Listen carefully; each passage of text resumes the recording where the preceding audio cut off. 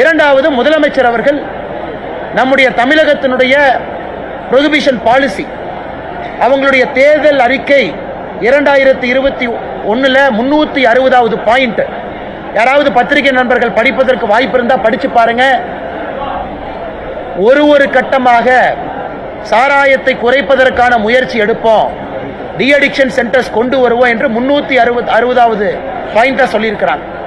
ஆனா இன்னைக்கு டாஸ்மார்க்கினுடைய வருமானம் ஒரு ஆண்டுக்கும் 18%இலிருந்து 22% உயர்ந்து கொண்டிருக்கிறது. அப்படி இருக்கும் பொழுது ப்ரொஹிபிஷன் பாலிசியே ஃபெயிலியர். அதை முதலமைச்சர் ஒப்புக்கொண்டு தார்மீக பொறுப்பேற்று அந்த ப்ரொஹிபிஷன் பாலிசியை செட் பண்ணணும். இறந்து போன அந்த உயிர்களுக்கு மதிப்பளித்து நாளை முதலமைச்சர் அறிவிப்பு கொடுக்கணும்.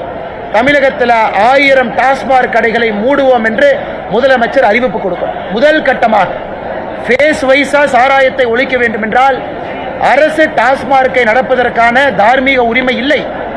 திமுகவை சார்ந்த எம்பிக்களோ சில நபர்களோ நடத்தக்கூடிய சாராய ஆலை நன்றாக இருக்க வேண்டும் என்பதற்காக டாஸ்மாக் நடந்து கொண்டிருக்கிறது. தார்மீக பொறுப்பெடுத்து ப்ரொஹிபிஷன் பாலிசி ஃபெயிலியர் ஆயிருக்குன்னு முதலமைச்சர் ஒத்துக்கிட்டு 1000 டாஸ்மாக் கடைகளை குறைந்தபட்சம் நாளை மூடுவதாக முதலமைச்சர் அறிவிப்பு செய்து ப்ரொஹிபிஷன் மினிஸ்டர் அவர்கள் தன்னுடைய பதவியிலிருந்து ராஜினாமா செய்ய வேண்டும். இது பாரதிய ஜனதா கட்சியினுடைய கோரிக்கை. நாங்கள் கட்சியால் எங்களால் முடிந்தளவு உதவி செய்கின்றோம். மத்திய அரசுடைய திட்டத்தை கொண்டு வர்றோம். முதலமைச்சர் அவர்கள் இதற்கு தனிப்பட்ட முறையிலே பொறுப்பெடுத்து அவர்கள் இங்க வந்து பார்க்கணும். நான் உதயநிதி ஸ்டாலின் அவர்கள் அனுப்பி வைப்பேன். தென் மாவட்டத்தில் வெள்ளம் வந்தா உதயநிதி ஸ்டாலின் அவங்க போவாங்க.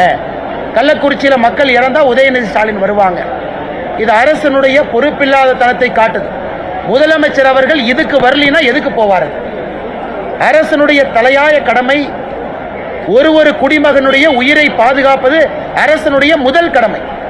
சொத்தை பாதுகாப்பது இரண்டாவது கடமை. அதுக்கப்புறம் தான் டெவலப்மெண்ட், அதுக்கப்புறம் தான் நலத்திட்ட பணிகள். உயிரை பாதுகாப்பது முதல் கடமை.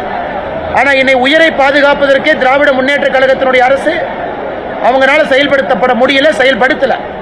அப்படி இருக்கும் பொழுது முதலமைச்சர் உடனடியாக கள்ளக்குறிச்சிக்கு வரணும். துரிதமாக முதலமைச்சர் இங்கே வந்து இருக்க வேண்டும். கேம்ப் இருக்கணும், முதலமைச்சருடைய கேம்ப். எல்லா கிராமத்துக்கு போகணும். 2 கிராமத்தில் இன்னைக்கு வந்து உயிர் பலி 2 கிராமத்தில் சொல்லியிருக்கிறாங்க. அதனால மாதவச்சேரிக்கும் போகணும். இங்க இருக்கக்கூடிய கள்ளக்குறிச்சியினுடைய மையப்பகுதியில் இருக்கக்கூடிய கருணாபுரத்துக்கு போகணும். நான் உதயநிதி ஸ்டாலின் அனுப்பி வைப்பேன்னா இங்கேயும் குடும்ப அரசியல், இங்கேயும் நெப்பாட்டிசம், இங்கேயும் குடும்ப அரசியலை முன்னிலைப்படுத்தி முதலமைச்சர் அவர்கள் எதிரே அரசியல் பண்ணிட்டு இருக்காங்க.